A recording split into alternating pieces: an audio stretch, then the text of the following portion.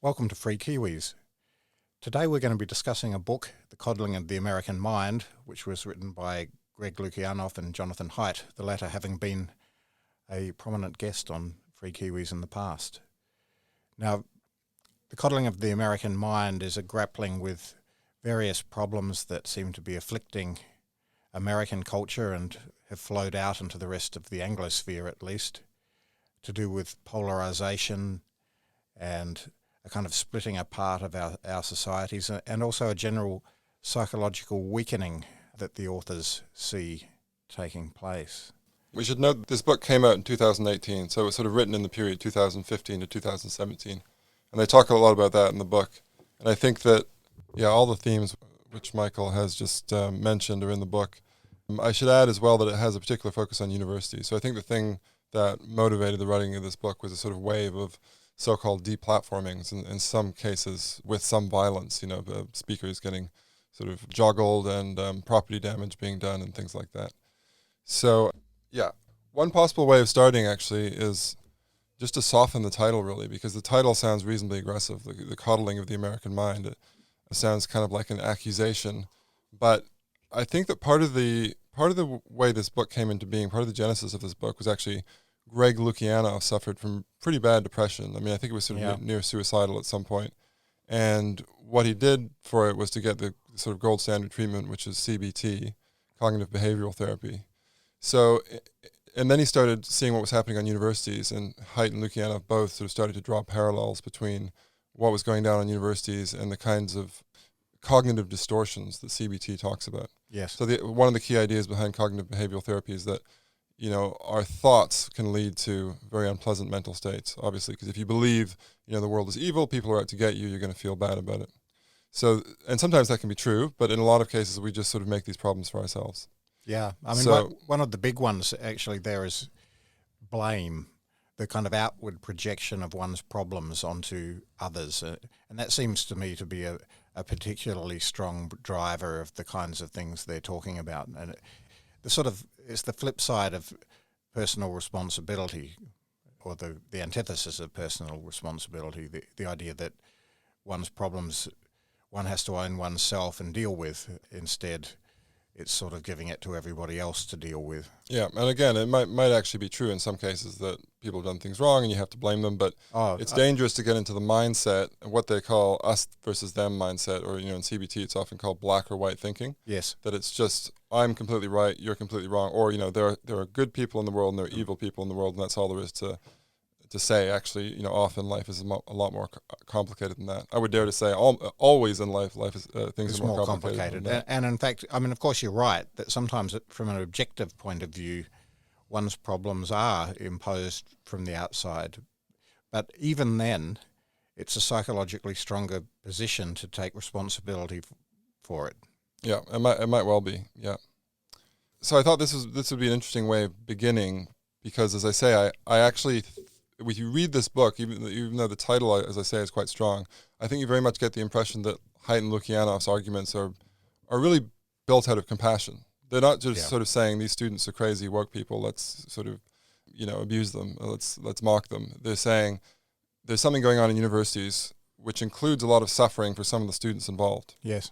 So how do we ameliorate the situation? So at the back of the book they have this appendix, categories of distorted automatic thoughts. I mean, there's lots of them. There's maybe 20, but we'll just maybe mention a couple of others, because Michael's already brought in one.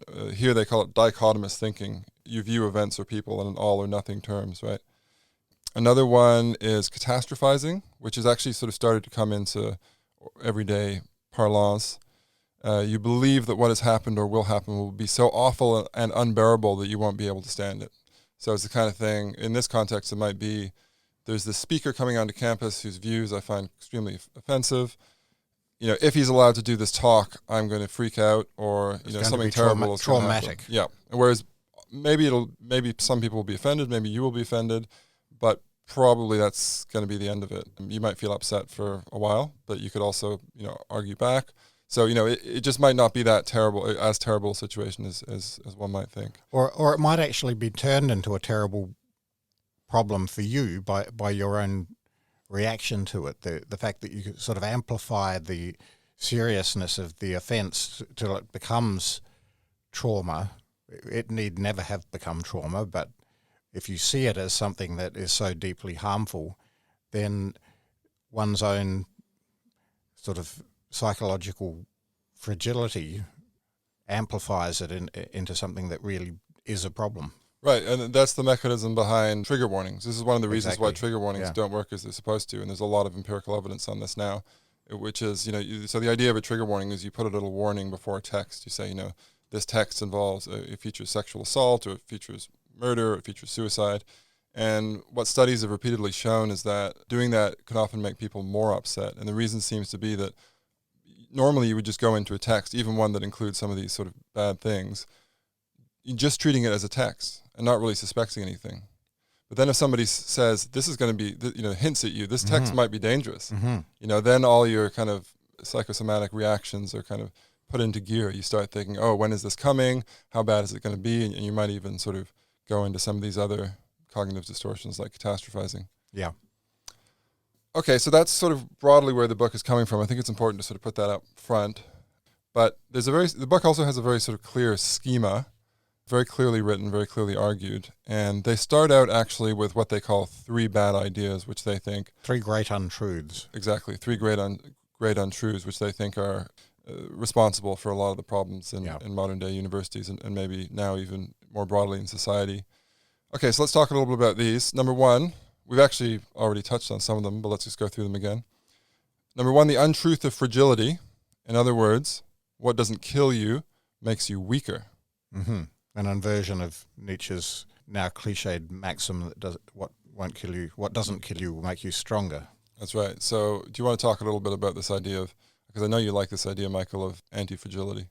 Yeah, so in the world we can see things that are fragile, that is to say, if they're put under any stress, they shatter or break, and other things that are resilient, so they can withstand stress. Now, the concept of anti-fragility was actually coined by Nicholas Taleb, not by Haidt and Lukianoff, but obviously Haidt and Lukianoff pick up on it. Anti-fragile things under an appropriate degree of stress actually get stronger. And lots of aspects of the human body are like this. Your bones are, if you break a bone, it will actually strengthen itself where it has been fractured as it heals. The immune system is like that. When you're subject to disease or exposed to disease, you produce antibodies, and that produces a stronger immune response in the future. Many aspects of the brain are also like this, and the contention here is that actually exposing yourself to a certain degree of stress actually increases your resilience to stress, and that's the mechanism of anti-fragility in play. Right. So another thing John Haidt talks about is peanut allergies. The idea is that once parents started sort of not exposing their kids to nuts at all, that actually increased peanut allergies, right? Which is slightly counterintuitive. But the idea is that the body often acts in this way of, it can get used to something and then it can adapt. That's right. As with the immune system. And also one's psychology. That's the important point, I think, for this book. Yeah, so that's the kicker. And I mean, and this depends on a principle that even goes back further than CBT, right? This basic principle of exposure. It's the way that phobias have been treated now for decades and decades, which is, you're afraid of spiders. Okay, we're going to gradually expose you to spiders. Not in a crazy way of like, we throw a poisonous spider at your face in the first session. More like, you take a toy spider and you show it to the patient and you let the patient play with it. Yeah. And then maybe you have a spider in a glass cage, and then gradually the fear will diminish. You will get exposed to this fear and you'll realize that there's no danger. Now, it's a really important point to make that the exposure has to be voluntary. Yeah. If you force people into that situation, then you will absolutely release trauma, because if they haven't chosen to do it, then you will evoke an autonomic nervous system response, a fight or flight response, and that won't do any good at all. But if it's voluntary, there's all sorts of things that we can overcome in terms of our fears and existential terror even. I mean, I think it's the Tibetan Buddhists who do death meditation in sky burial areas. That is to say, dead people are left exposed on mountainsides. That's one of the Tibetan traditions, and the monks or nuns will go and meditate amongst the corpses and contemplate mortality. They're putting themselves voluntarily in a situation where they're absolutely confronting the worst of existential fear, perhaps our fear of death, and by so doing they release themselves from that fear over time. Yeah, that's a cool example. Yeah, I mean another one a bit more prosaic is, you know, I've been with people who were afraid of closed spaces, so claustrophobia. And then the guidance there was that they should expose themselves to being in elevators and lifts. Yes. So and so then, you know, the therapist said to this person, just go out on your own with someone you trust and voluntarily go into a lift and go up one floor. And if nothing happens and you feel okay, go up next time, find another lift that you like under your own steam and go up 2 floors. And soon you'll be going up 3, 4, 17, who knows, right? Depending on how tall the building is. And you know, if it's really bad, it could be just, you know, in the first instance, go and look at a list from the outside for 5 minutes. And right. Yeah. Okay, so Haidt and Lukianoff think that this kind of process is also relevant to these campus situations where people are thinking, you know, this is unbearable that people are speaking or that they're putting forward these ideas. So the idea basically is that students will actually become more resilient and better able to cope with different ideas and different attitudes and different perspectives if they voluntarily expose themselves to them, rather than trying to get the university administration to sort of shut down events. That's right. And we should move on a little bit, because we've got the 3 bad ideas and then lots of other things to cover. But so the second one is the untruth of emotional reasoning, and the subheading in this one is always trust your feelings. Yeah. And this is another important one. Again, it seems to have a lot of evidence behind it in modern psychology, which is just this idea that your ideas can actually be distorted. It's actually also a sort of older Buddhist idea that a lot of our suffering comes from sort of delusional thoughts. Maybe not completely delusional, as in you're having a hallucination or something. But amplification of very small things into mountains. It was sort of what I was saying before in relation to, you know, feeling offended and then allowing that feeling of offence not to just fade away, but to be amplified by whatever discourse internally you have about it until it's the most massive thing in the world. Yeah, so I think most of us are familiar with this, right? You sort of have a bad day in whatever way, and you're kind of getting a bit down on yourself, and then you're starting to think, yeah, maybe I don't like this town, maybe I don't like this job, maybe I don't like this family, whatever it is, you know. Yeah. And then you have to sort of step back and think, oh, I'm just in a grump. I'm just in a grumpy mood. Yeah. And I think, you know, usually we get better at this as we get older. Maybe not. None of us are perfect, of course, at this thing. But anyway, so that's another thing that Haidt and Lukianoff are talking about. And then the untruth of us versus them. So this really is something we've already talked about, so we can do this very briefly, I think. And this is just the idea that life is a battle between good people and evil people. And again, Haidt and Lukianoff think that this style of sort of black and white thinking is part of the problem on campuses, that there's very much a kind of idea that, you know, people with certain views, it's not that we can engage them and they might be right about some things, they might have something valuable to say. It's more like there are certain attitudes and perspectives which are just completely unacceptable, and, you know, anyone who holds these attitudes and perspectives should just be off campus. And not only that, it gets associated with whole groups of people. So it might be associated with white people, or it might be associated with men. You know, if we're talking about the idea that women are oppressed by patriarchy, then that gets projected onto all men. So it picks up on something that is very much a natural human state, which is tribalism. So you affiliate with your in-group and differentiate yourself from your out-groups, and then actually find reasons to hate the out-groups, and then you end up with all sorts of conflict. That's exactly right. Yeah. Okay, so here are these 3 great untruths: the untruth of fragility, the untruth of emotional reasoning, and the untruth of us versus them. Okay, and then part 2 of this book, so that was part 1 of this book, they introduced those, I guess. Part 2, they sort of do a quick run-through of some of the deplatformings and riots, even in some cases, that occurred on American campuses between 2015 and 2017. So they talk about a visit to Berkeley, the University of California at Berkeley, by Milo Yiannopoulos, who, I mean, I don't think either of us think Milo Yiannopoulos is the best intellectual ever, but arguably the reaction to him was a bit overblown. The students rioted in Berkeley. They did $500,000 of property damage, both to the university and the town. They shot fireworks into buildings where there were people. They shot fireworks at police. They threw rocks at police and at other students. So, all hell broke loose. And there are various other examples. Heather McDonald talk at Claremont McKenna the following month. Students physically prevented other students from going to the talk.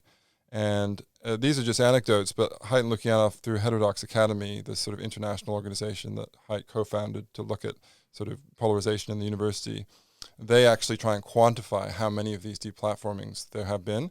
And in this book, they say in 2017, deplatformings hit a record level. And I kind of smiled at that because 2018 is actually a really long time ago now in terms of this particular movement, in terms of these particular troubles. And I suspect that the peak only got higher and higher. I suspect that the peak was something like 2020. Well, we might come back to this, but it seems to me that one huge thing that has changed since 2018 is that what was mostly an on-campus phenomenon is sort of broken out into the more general culture.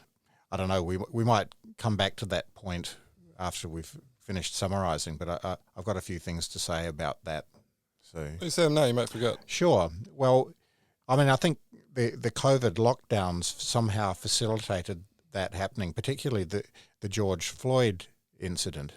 It seemed that at that point, whereas the media had been, and politicians and lots of other people had been very full on about staying home and not spreading disease, and any kind of violation of that was seen as a terrible, almost crime against the body politic. After the George Floyd incident, there were massive riots, especially in America, but elsewhere in the world as well. And this was somehow justified by the very same people who had been so intensely in favour of lockdowns and people being isolated from one another, because this scourge of systemic racism was even worse than COVID. I thought that was a very, very odd moment. One day everybody has to stay inside. And it happened in New Zealand too, right? It did, The next day everybody's outside and the government sort of doesn't really say anything about it. And interestingly, about a year later, when large sections of society started to get sick of lockdowns, especially those whose livelihoods had been decimated by them, they started to protest, and the media response was the polar opposite. I was actually caught up in a lockdown in Melbourne, and I was watching the Australian Broadcasting Corporation's news at the time, and the vilification and condemnation of the people protesting lockdowns was in stark contrast to what they were saying a year earlier in relation to the George Floyd protests, which was that you can't really catch COVID outside and so on. So the discourse seemed to be shaped to suit the narrative that actually the media even wanted to push at a particular time. This is good. I mean, maybe we'll come back to this point as well, because I think the only thing I'll say about that is I agree with you in everything you're saying. However, these aren't examples of deplatformings per se, are they? No. So that's the interesting thing. So I think that, things have sort of come on in an interesting way. They developed in an interesting way. A lot of this started with deplatformings, and then we got into later things which seem to have been more overtly sort of ideological. Yeah. Because the deplatformings thing is sort of like a protective mechanism, or it's a would-be protective mechanism. Actually, as we've just been discussing, it doesn't really work. It's counterintuitive. But the idea is, there are these scary ideas which can't be allowed to see the light of day. Yes. And that seems to be, you can argue that's like an entirely psychological issue. Whereas I think with a lot of other riots which have happened in recent years, it's been more this thing that people are actually, they have positive ideas of their own, and they want to see these enacted, and they're getting angry about them. So it's almost like, if I can be allowed a sort of classical parallel, it's like, early dialogues of Plato, it's just this sort of, Socrates is very defensive, he's just asking people about their ideas and shooting them down. Middle dialogues of Plato, Socrates starts to be a mouthpiece for substantive views. So, and I know that one of the reasons that Haidt and Lukianoff have been criticized is precisely because they see this whole phenomenon, the radicalization of the past few years, almost entirely in psychological terms. And people sort of say, well, what about ideology? Interestingly, I had some thoughts on this very point when I was rereading the book, and it made me think of Carl Jung. Now I think of Carl Jung quite often because I'm quite a fan, but what I think of is his notion of the collective unconscious, because it seems to me, I mean, I think it's right that Lukianoff and Haidt's 3 points there, the idea of psychological fragility or anti-fragility, the emotional reasoning, and also the kind of tribalism that's inherent in the Manichaean view of good versus evil. All of these are, in some sense, built into human psychology. But most of the time, or hopefully a lot of the time, especially in modern liberal democracies, we keep these under control with various cultural principles like free debate and free speech and tolerance and things like that. But for whatever reason, it seems to me that has become unsettled and disturbed at a psychological level in many people. And I think that's what Lukianoff and Haidt do focus on, is the sort of psychological level. But at some point, those psychological disturbances have broken out into the broader culture. And that's where the idea of the collective unconscious is quite interesting. If enough people start to suffer from these psychological maladies, they become sociological and political maladies. They become something that it's a problem that starts to affect society at large, not just individuals. So obviously depression and anxiety are individual afflictions, but it's almost as if anxiety and depression have become projected onto society at large. And so all of these things that they talk about, the fragility starts to be a social or political fragility. Emotional reasoning becomes a valid political argument, and tribalism starts to manifest as groups of people actually splitting apart, polarization. And we see that in some of the data out of Pew Research about the way Republicans and Democrats think about one another.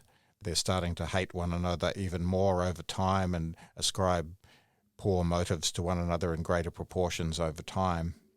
Yeah, this is actually a perfect segue to the next thing, because although you're saying that these are sort of consequences of the movement, and I think that's right. They are in some measure consequences. I'm not actually necessarily saying they're consequences. It's almost like a process. That's right. So I think they're both consequences and causes, right? Yeah. But so in the argument of Coddling the American mind, the way that they present them is in the first place as explanatory threads, what they call explanatory threads. And there's 6 of these, and you've already touched on the first one, which is polarization. So exactly as you say, Pew Research is probably the best one on this. So you can ask Americans, what they think of people who vote for the opposite party. So you can ask Democrats what they think of Republicans. Mm-hmm. And the number of them that start to say that the people of the other party are outright evil has exploded in the past few years. And also stupid. And stupid as well. And I think, I don't know if this is Pew, but I think there's other survey evidence where people ask them, would you mind if your son or daughter was dating someone from the opposite party? Mm. And those numbers have gone up as well. And that's actually quite worrying, because it sort of suggests that these 2 different worlds developing in America. People won't even date, people in the other group, which is often a bad sign, I guess. In the long run, if it's not addressed, it's probably fatal to democracy, which rests on a reasonable degree of goodwill between people of opposite persuasions or different political persuasions. That's right, yeah. Okay, and then so Haidt and Lukianoff are trying to explain what happened in universities in America between 2015 and 2017 with these deplatformings especially. So polarization is one problem there, obviously, because if you're a Democrat, and most people on university campuses, especially among faculty, are Democrats, and you see someone who's a strong Republican come onto campus, and you've gone through this process of polarization where you're more likely to see them as outright evil, not just someone with sort of an interesting alternative view, then you're more likely to go down this path of deplatforming. Second explanatory thread is depression and anxiety, which you've also mentioned. Yeah. So let's talk a little bit about that, though, because Haidt has a story about social media and anxiety and depression in young people in particular. Yeah, that's right. So the data do show, especially in young people, and actually especially in young women, a massive spike in anxiety and depression, which started to increase around 2014, which happens to be the time that Facebook became available to younger people. I think 14-year-olds were able to get Facebook accounts at that age, whereas previously you'd had to be older. And of course, other social media platforms started to gain a lot of ground. Things like Instagram became big. And I think you could say, just in general, during that first part of the second decade of the century, social media went from being something that, well, a lot of people were using already, but to almost ubiquitous in terms of how social discourse was taking place. And they talk about how young people in particular are affected by that when it became their primary mode of communicating with one another, and all sorts of dynamics that take place on social media that are likely to amplify feelings of isolation and alienation, and on the other side, intense affiliation with a particular tribe or group. And it has to do with the algorithms, but also in particular with young women, Instagram being a place where, I mean, as a father of a couple of young daughters, it fills me with horror that young women post pictures of themselves online and they get rated and liked and so on. Now that just seems to amplify forces that have always been difficult for young women as they reach adolescence and beauty becomes a standard that they, strongly try to align with or to meet, live up to. Yeah. To live up to. But to have, photoshopped images rated just seems to make that whole standard even more impossible to attain, and it's no wonder then that has a negative impact on self-esteem and self-regard that will eventually result in feeling anxious and depressed. Yeah, I mean, there's an old saw, right? Comparisons are invidious. So you start Right. comparing yourself with other people. You may get bitter. You may think you're a failure when you're not, because the mind has this tendency to compare yourselves with people who are doing better or they're getting more likes or whatever. And it seems That's like right. one of the consequences of social media has been to sort of supercharge this tendency and to allow us access to a lot more information about other people who may be getting more likes than you. Yeah, well, it's a form of addiction, and the very same dopaminergic system that underpins things like the kind of spike of joy you get when you win at a poker machine or when something really good happens. You get a bit of that each time you get a like on a Facebook or Instagram post, and then you get addicted to that. So you're constantly referring back to it. Did I get any more likes? You're chasing that little spike, and when you don't get it or you don't get enough, actually you get depressed and yeah.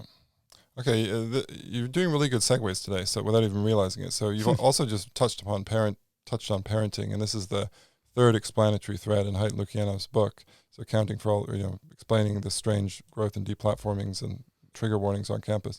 So parenting. So what's the story about this with sort of parenting becoming more coddling? Yeah, right. So they kind of have two big arguments for how this fragility has come about in young people, and one of them is social media. The other goes back a bit further into the culture of safetyism, and in particular what you might call helicopter parenting, so overprotection of children from quite a young age. So, when I was a small child, it was quite common and acceptable for us as 5-6-year-olds to take off in small groups to explore the neighbourhood or go into the bush and muck around. Now that would be seen as irresponsible parenting to allow young people to do that. And John Haidt, I think in particular, is an exponent of this idea of free-range kids, the idea that you give them as much independence as you can, without taking undue risk, but to accept that life does entail some risk, and if we're not prepared to expose our children to it, then they won't develop that sort of anti-fragile resilience that we were talking about in the face of risk, and will be unprepared to take it, and will see more threat than is warranted in all sorts of things because they've never been exposed to those things enough to develop a more realistic assessment of where risk really lies.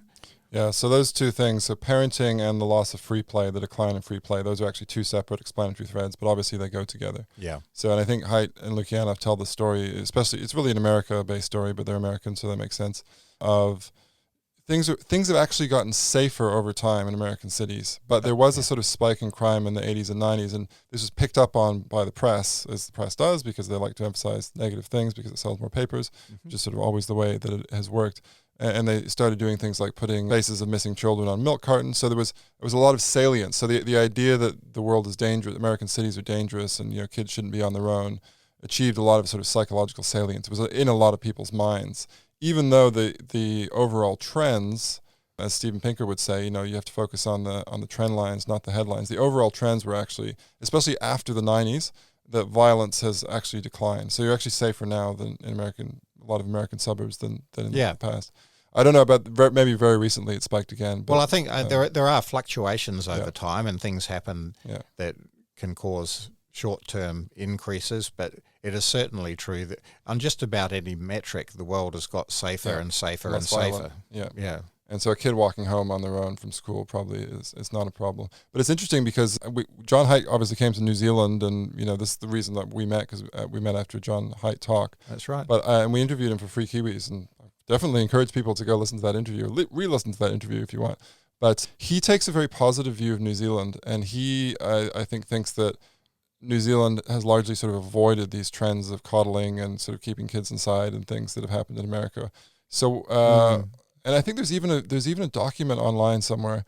I'll try and find it, where John Haidt and some New Zealand collaborators are kind of compiling examples of this coddling culture coming into New Zealand. But so, what do you think, Michael? I mean, as a parent, do you think that this is New Zealand kids really are sort of more resilient and they're allowed to be free range more than American kids? I think perhaps more than American kids, but much less than was the case a few decades ago. So I think there's no doubt that New Zealand is also subject to this sort of safetyist approach, but perhaps not to the same degree as in North America, or I can't really speak for the UK or I mean, I think Australia might be quite similar to New Zealand, but whatever it is, it's certainly increased over time here, this kind of overprotectiveness. And certainly as a parent, I try to resist it and give my children as much independence as possible. And, obviously one doesn't want to overdo the risk, but at the same time, you don't want them to grow up fragile. So. Yeah, that's right. Okay, so then the last explanatory thread in Haidt and Lukianoff to sort of explain this uptick in deplatformings and riots and things on campus, or minor riots, is the growth of protective campus bureaucracy. And I'm putting protective in scare quotes because as we've gone through, there are reasons to think that actually protecting people from ideas is not only doesn't work, it's sort of counterproductive. So this is a story that interests me because I'm actually working right now at a report for the initiative on campus bureaucracy in New Zealand, or sort of non-academics working in universities. And I think what I'm going to find is that the numbers in New Zealand are higher than in other countries, higher than in the States. Yeah. However, I will say that there are some examples that have gone the rounds on social media that of sort of very high spending on would-be protective campus bureaucrats that I don't think we've seen in such a sort of florid way in New Zealand. So the University of Michigan, for example, has something like 100 non-academics or administrators dedicated to various sort of diversity and equity issues. We don't have anything like that in New Zealand. However, it's interesting because I think what they're trying to get at here is just that, in these situations where a speaker is deplatformed on the basis that students think it's going to harm them, what often will happen in these situations is that it will go to some office at the university. There's someone who's in charge of booking rooms or things like that. And the problem seems to be that often these ideas, what we think are bad ideas, and Haidt and Lukianoff also think are bad ideas, they often seem to be held not only by some of the students, but also by some of these administrators on campus. Yes, I think in New Zealand, actually, the impulse for deplatforming, such as it's been, and I don't think it's been nearly as bad as it has been in America, but it's come more from administrators in the first instance. I think it seems that in America, the big pushes, at least in the first place, were from the student body. Well, there is you get some flack from the student body. I mean, you get some. When we did that for New Zealand Free Speech Union, we were helping organize a talk by the New Zealand Free Speech Union, or by their guest, Carl Dufresne, last year. And I put up posters, and some student, not all students, of course, a student group was pulling them down and putting up counter posters saying that the Free Speech Union was racist and sexist and all of these things. That's right. They, to be fair to them, at Vic at least, they didn't try and stop the talk. The administration stood firm, and the students didn't try and actually good on them for talk. that. Yeah. And there were no students there, so actually, in that case, there was no serious problem. Yeah. Other universities were different. I think at AUT, who was the woman who was banned? Daphne. That's right. Yeah, I can't remember. Whitmore? Yeah. Anyway, there have been instances where that happened, and I think it was just explained briefly. So that was a feminist speaker. That's right. Who was wanting to discuss trans issues. Yeah. And she was not allowed to have her say. That's right. But if we go back to the first instance of deplatforming in New Zealand, it was the Vice-Chancellor of Massey University, Jan Thomas, who very much took a line that Don Brash, the previous leader of the National Party and also ACT, different time, his views were beyond the pale, views about the Treaty of Waitangi, and she cast about for reasons to ban him. So that really was the thing that sparked my reaction to the cultural trends we're talking about, and that's when I got involved in trying to push back. I think that she said at the time that the reason that she stopped the talk was because she wouldn't be able to ensure the security of the speaker. That's right. That's one that they fall back on quite often, and maybe somebody has written an email making some kind of a threat, but in the end it became very clear that she was looking for a reason.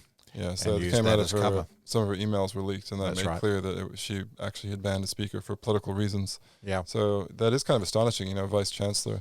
We should make clear as well that, we're using administrators in two different senses here, because in the States, these administrators who focus on issues, that are responsible for what Haidt and Lukianoff call coddling, they're often non-academics, whereas what we're talking about here is a career academic who has earned a high administrative position in the case of Vice Chancellor, which to me is sort of even more surprising, because if you're a career academic, it's kind of like journalists who are against free speech. It doesn't really make much sense. If you're a career academic, you would think that you'd be in favor of kind of exchanging ideas and looking into these things. Well, I suppose it depends on what your true values are. If perhaps, for one thing, I think we've seen a massive decline in the values of academic freedom and free speech amongst academics in universities, or at least a suppression of them, and perhaps some people who still hold them just keep their mouths shut a lot because they fear repercussions.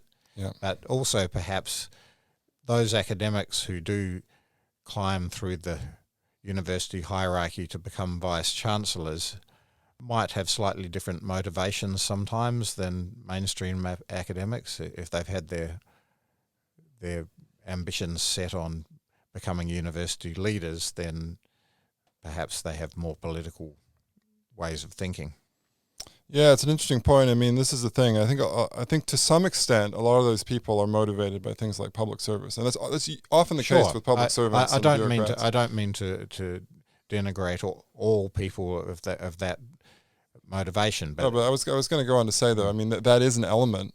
But I think, people like Gordon Tullock, when they've studied bureaucracies, they've also made the point, well, we shouldn't treat these people as angels. They're not, or saints, They're also motivated by things like getting ahead in their career, making more money, the kind of things that, to some extent, everybody's a little bit motivated by those things too. Mm-hmm. So we should bear those things in mind. And, if there's like an ideology at the university which is heavily one way or the other, and you're made to think, or you're made to believe probably correctly that in order to get ahead, you have to kind of be more on that side, on one side of the ideological fence than the other, then you get these effects that even the people in charge will be more likely to shut down free speech, which is, I think, a problem. Okay, so these are all these problems that we have in New Zealand, maybe less dramatically than in the States. Haidt and Lukianoff were talking about the States in particular in their book. So let's just, final thing we want to do, maybe we'll do a couple minutes at the end of sort of discussion, but the final part of their book, so there's part 4, I guess, are some recommendations, and I think they make 3 or 4 recommendations, and I'll just go through them pretty quickly. So the first one is entwine your identity with freedom of inquiry. So that's the idea that universities should be proactive in putting out statements like the Chicago Statement, which Michael and I tried to get the vice chancellors of New Zealand universities to sign up to, and they didn't. But anyway, this is maybe we'll try again. But the idea is make it central to universities that freedom of inquiry is an important thing. That's right. And this is another thing I'll say about administrators. Like, I don't have a problem with administrators in particular, but it's very interesting to me that it seems like there are people both in the US and New Zealand who are dedicated to these values of diversity and equity, which I don't completely hate. And, there's lots of good things about those values too. But there never seems to be anyone who's kind of a free speech champion. Like, where's the office that's making sure that people can look into things in a free way? Well, I suppose in theory that ought to be the Vice Chancellor's office. Right. Well, also it's really interesting to me as well, because if you look at the New Zealand Education Act, it makes very clear that in law, both faculty or academic staff and students and anyone on a university campus has the right to have unfettered freedom of inquiry. It basically says that in the law. And even despite that, there's no sort of office of free speech within it's actually cast as a duty, not only a right. Yeah, that's right. They have to do that, yeah. Okay, so second recommendation of Haidt and Lukianoff is pick the best mix of people for the mission. So this is all about trying to get people onto campuses, into university academic staff, and the student body who have diverse views. So this is a tricky point because they don't really say how exactly they want to do it, because obviously there are loads of problems. I think a lot of people on the right would balk at the idea of having sort of affirmative action policies for conservatives, right? And rightly so. I think the mechanism is actually the first thing that we talked about, which is taking seriously free inquiry. Because if you do, then people of different viewpoints will feel much more comfortable and welcome in the campus environment.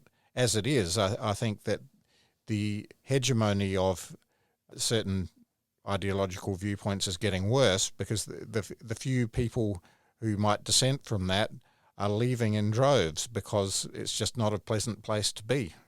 Yeah, okay, and then so this goes on to the third recommendation of Haidt and Lukianoff, which is orient and educate for productive disagreement.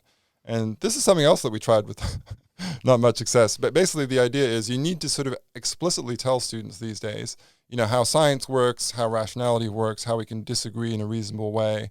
And we had this idea of doing a whole first-year course where we introduced students to sort of basic logic, basic structure of argumentation, and things like that. And actually, that wasn't shot down, I think, for ideological reasons. It was more administrative reasons. Well, it actually got it was because of COVID. Got derailed by COVID. Yeah, but having said that, I did get involved in a course where we brought in some of these ideas, which was actually a course for young people who hadn't got university entrance, and we had a preparatory course for them. And I did put in some of the things that we were thinking about. And there was an exercise that we did with Baptiste, who has also appeared on a Free Kiwis discussion about a year ago. Now, Baptiste Racau did his PhD in an area called philosophy for children.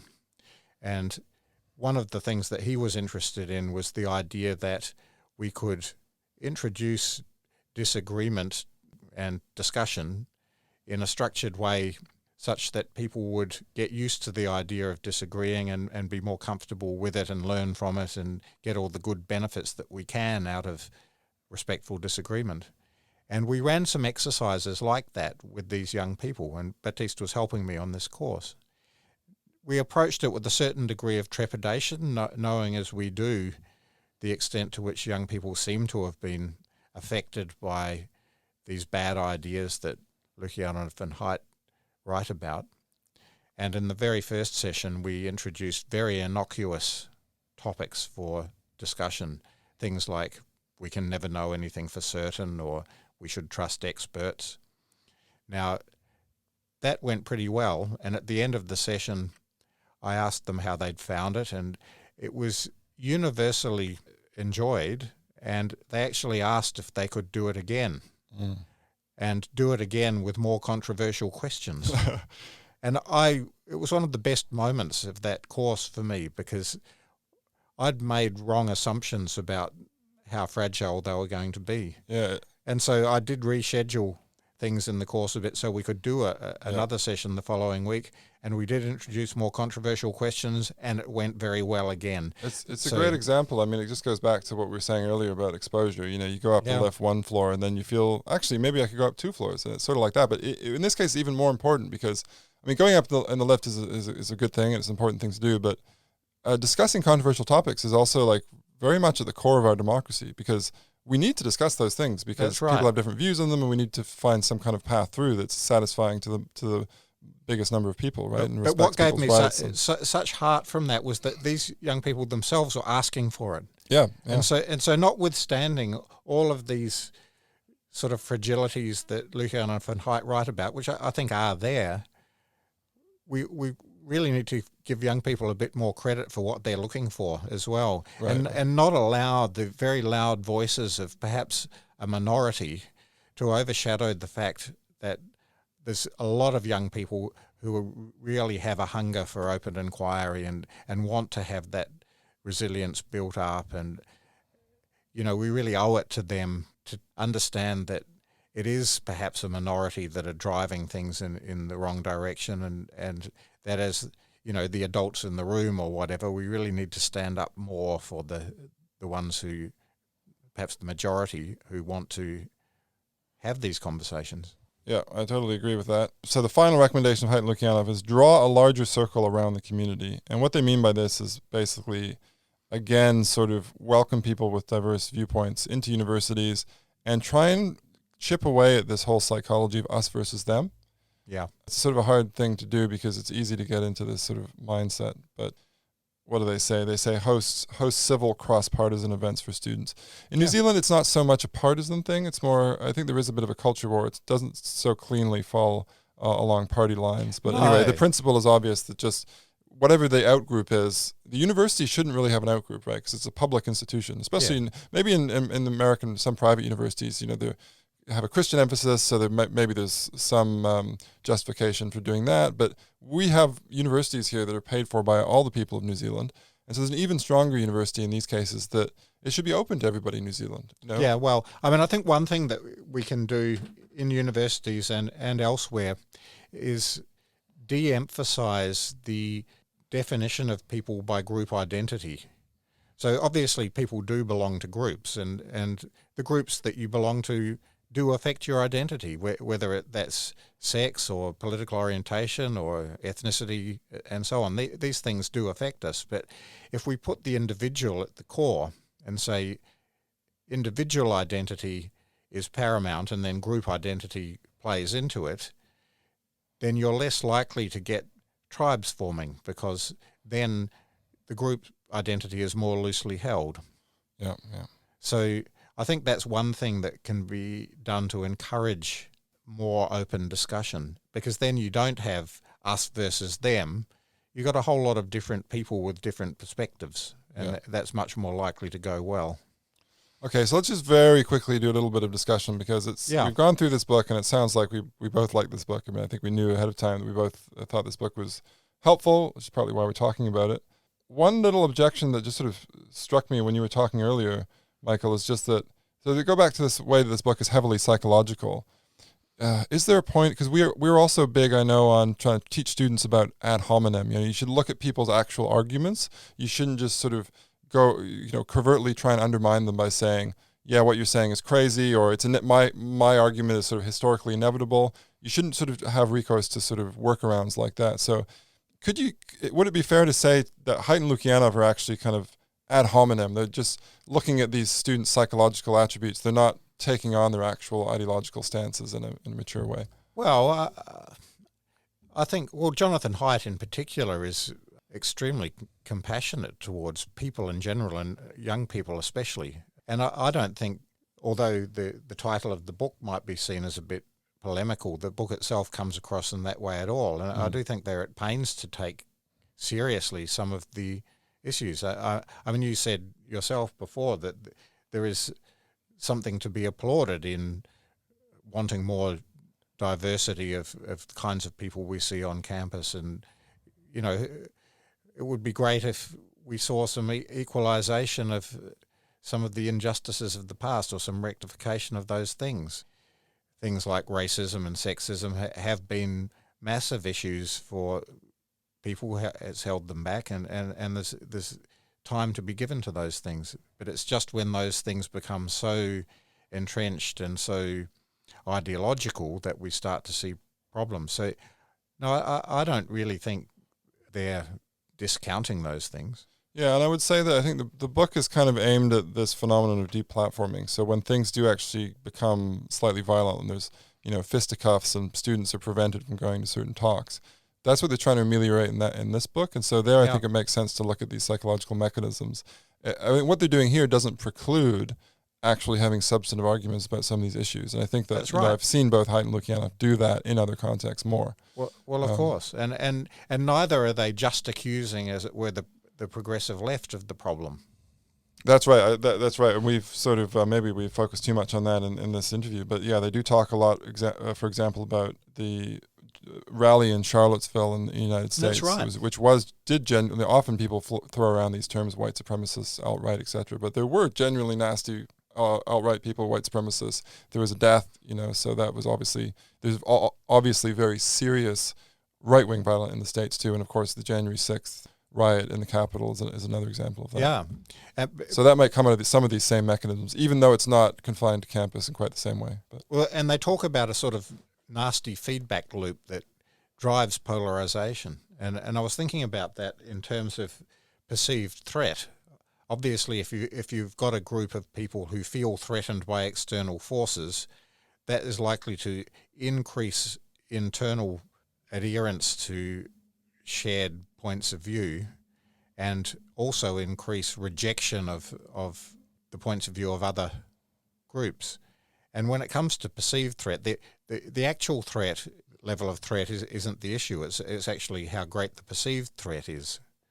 And so the more we get this kind of sense that the other group is more powerful, and I think those on the extreme right feel that because they look at the institutions of university, even government, and see a dominant ideology that they disagree with. And so they're seeing a threat from power in that way. But then also on the other side, the progressive left have a discourse that the truly powerful are the privileged groups of white people, men, straight people, and so on. And so they're starting to cast them as the ones who are the problem. And that just exacerbates the degree to which these different political tribes are alienated from one another and hate one another. Exactly. Okay, we really should wrap up. I'll just say in the end, as a conclusion in a way, but also a link to a possible next episode, is that, I do think that this is a great book. It's really useful, really interesting. It's very clear. Anyone who's interested in what's happening in very readable very readable universities across the Anglophone world should read it. I do think that the critique that we've already been making is a sound one, that there's an extent to which what's missing from this book is an account of the sort of substantive ideology, this sort of weird far left identitarian ideology. And I also think, it's important to add this, that there's also, weird substantive ideas, extreme ideas that have taken over certain aspects of the American right. Maybe they exist to some extent in New Zealand too. So it is important to look at those ideological aspects too. And so I think one thing that we are planning to do, I don't know if we're going to get to it, but hopefully we will, is to also talk about another book that came out around the same time, which is Cynical Theories by James Lindsay and Helen Pluckrose. Oh, and yes. that book really does do a deep dive into where do all these weird ideas that are now present on university campuses come from. Yeah, I mean, Lukianoff and Haidt do touch on Marcuse's essay in the 1960s about repressive tolerance, which might be something that we'll raise in more detail when we talk about cynical theories. Okay, let's just have that as a teaser then. What is repressive tolerance? Maybe we'll find out in the next exciting episode, or future exciting episode of Free Kiwis. Your homework is to go look it up before we That's right. have that episode. Perfect. Okay. Thank Excellent. you, Michael. Thank you, James. James. Yep. And cheers. Thank you, audience. We'll see you next time.